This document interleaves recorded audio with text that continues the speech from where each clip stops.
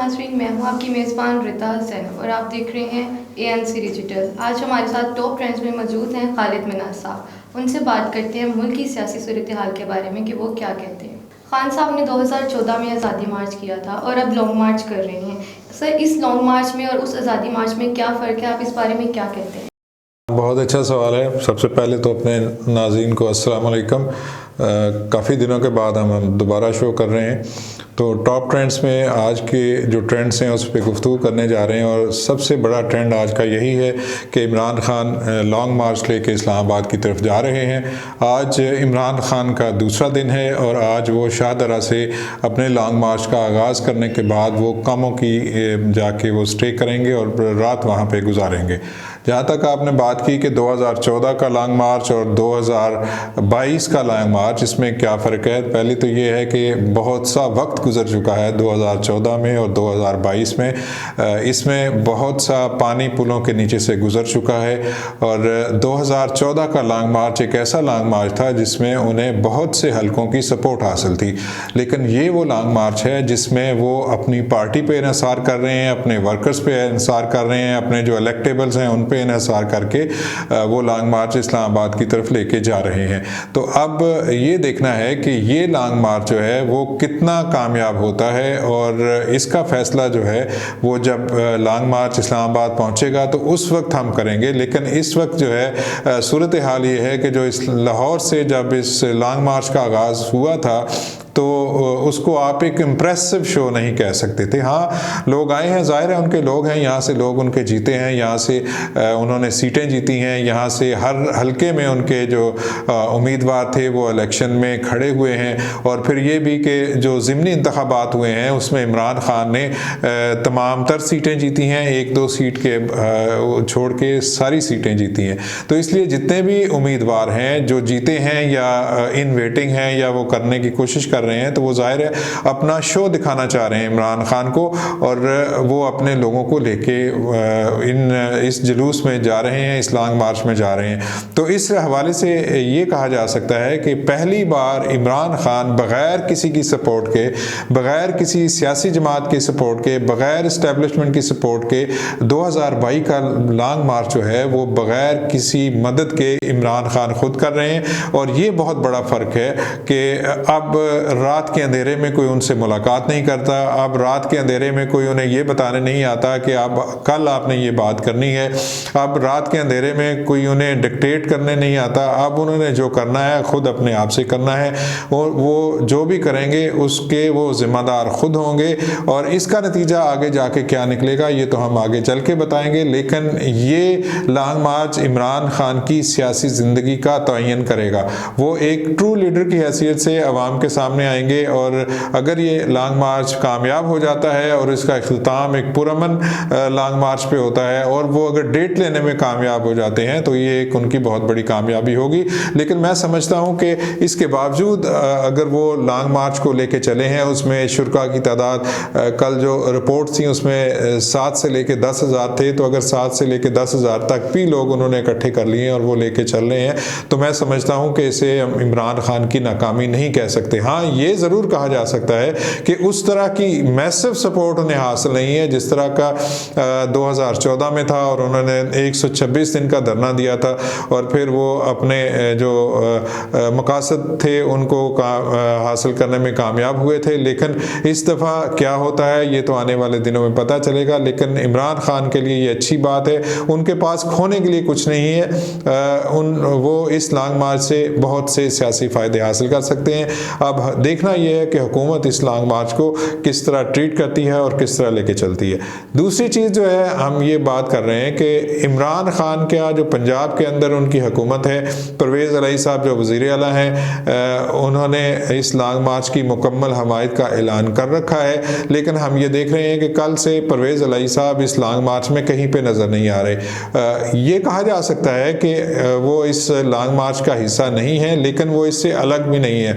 उन्होंने इमरान खान के जो लॉन्ग मार्च है उसको रोकने के लिए, उसको ख़त्म करने के लिए, उस पर रियासती जबर करने के लिए किसी तरह की कोई मशीनरी इस्तेमाल नहीं की है, बल्कि वो उनको तमाम तर सहूलियात दे रहे हैं। जहाँ जहाँ पे उनको जो जो सहूलत चाहिए थी वो उनको फराहम कर रहे हैं अभी तक। लेकिन परवेज़ इलाही का जो है वो समझ नहीं आ रही कि वो इमरान खान के साथ हैं या वो एक अलग से खड़े हो गए हैं। वो ये देख ही रहे हैं कि शायद एक तमाशा देख रहे हैं कि इमरान खान ये लॉन्ग मार्च लेके जाने में कामयाब होते हैं या नहीं, और फिर वो उसके मुताबिक अपनी आइंदा के लाए अमल का ऐलान करेंगे। लेकिन इसके साथ एक और बात भी है कि जो गुजरात से लॉन्ग मार्च लेके चलना है उसकी मेज़बानी जो है वो परवेज़ इलाही साहब करेंगे, और गुजरात का जो शो है वो देखने के बाद पता चलेगा कि परवेज़ इलाही साहब पूरे दिल के साथ इमरान खान के साथ जुड़े हुए हैं। वो इस्टेब्लिशमेंट की टक्कर लेने के लिए उनमें जुर्रत है और वो इस्टेब्लिशमेंट के बगैर इमरान खान के साथ खड़े हो सकते हैं। ये 2-4 दिनों में, आने वाले दिनों में पता चल जाएगा।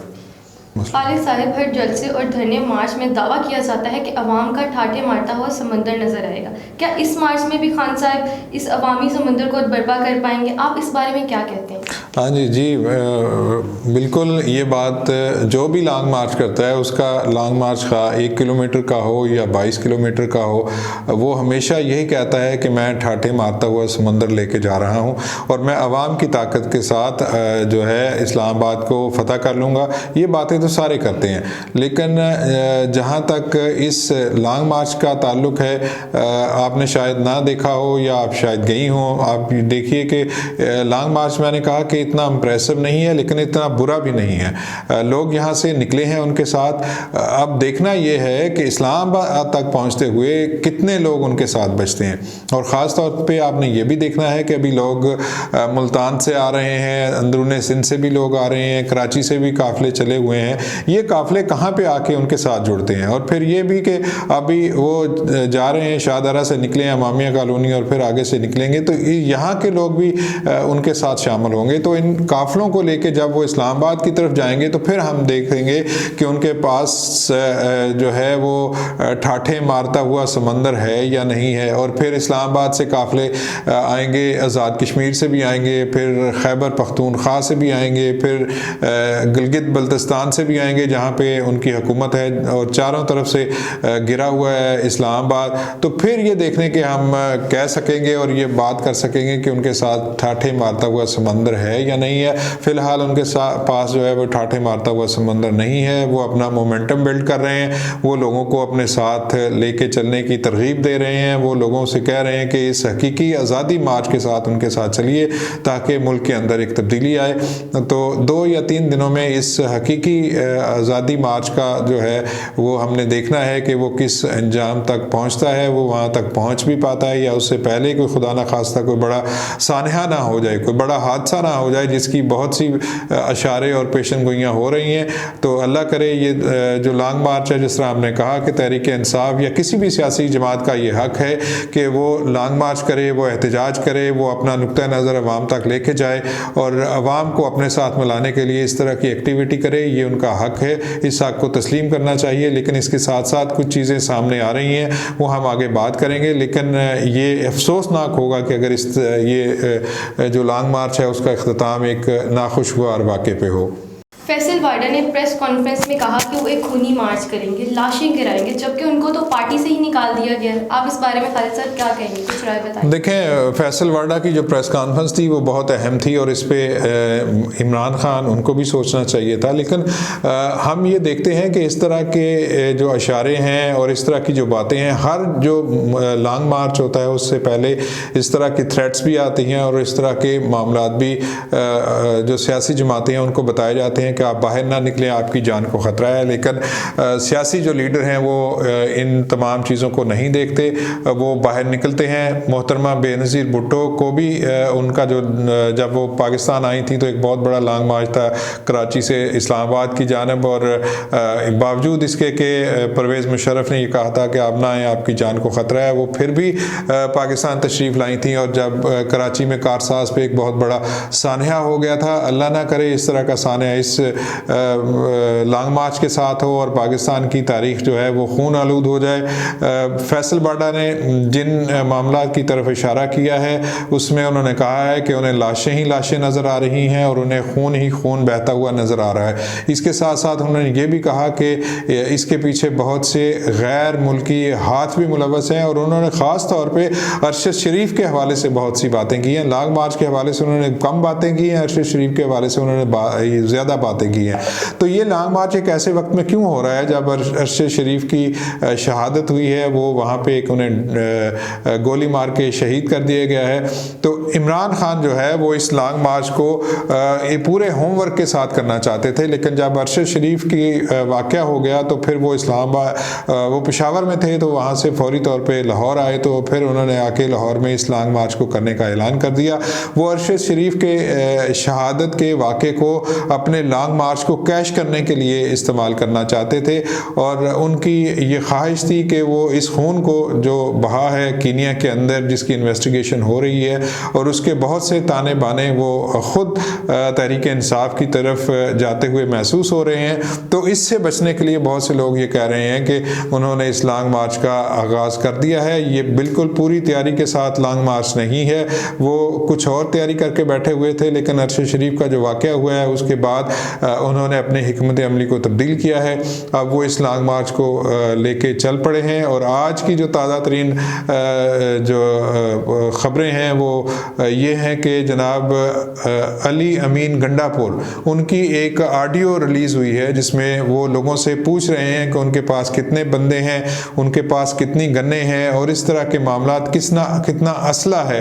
तो क्या जो है इस मौके पे अगर इस तरह की ऑडियोज़ आ जाती हैं और फिर हमारे पास फैसल बाडा की भी प्रेस कॉन्फ्रेंस मौजूद है, उसको देखने के बाद हम बखूबी अंदाज़ा कर सकते हैं कि इस लॉन्ग मार्च को ख़तरात लाहक हैं। वो किसी बाहर की एजेंसियों की तरफ से भी हो सकते हैं और लॉन्ग मार्च के जो शुरा हैं उनके अंदर से भी कोई इस किस्म की हरकत कर सकता है जिससे लॉन्ग मार्च के अगराज़ व मकासद को जो है वो नुकसान पहुँच सकता है। इमरान खान को भी चाहिए कि वो इस तमाम चीज़ों का नोटिस लें और अगर आज ऑडियो लीक हुई है तो उन्हें इस पे जवाब तलबी करनी चाहिए खैबर पख्तूनख्वा की हुकूमत की और इस बात को यकीनी बनाना चाहिए कि किसी किस्म की कोई वायलेंस इसके अंदर नहीं होगी। हुकूमत ये जो वफाकी हुकूमत की तो ज़िम्मेदारी है इस्लामाबाद के अंदर, लेकिन इस्लामाबाद से पहले अगर कोई वाक़या हो जाता है तो उसकी तमाम तर ज़िम्मेदारी वो परवेज़ इलाही पे होगी और खैबर पख्तून में अगर कोई वाक़या हो जाता है तो वहाँ का जो वज़ीर आला है वो इसके लिए जवाबदेह होंगे। तो इस मार्च को प्रोटेक्शन देना हुकूमतों, सूबाई हुकूमतों की जिम्मेदारी है और वफाकी हुकूमतों की भी जिम्मेदारी है। तो ये मार्च जो है, मैं पहले भी इसकी ख्वाहिश कर रहा हूँ कि अल्लाह करे कि इसमें कोई खून ना बहे, लेकिन इस किस्म के इशारे नज़र आ रहे हैं कि इस लॉन्ग मार्च के दौरान खून ही खून होगा और पाकिस्तान की तारीख, ये बात जो है वो पाकिस्तान की तारीख का हिस्सा है। हमें बेनज़ीर भुट्टो के जो उनका इस्तकबाल है और उस पर आने वाले लोगों पर जिस तरह कारसाज का हमला हुआ था उसको नहीं भूलना चाहिए।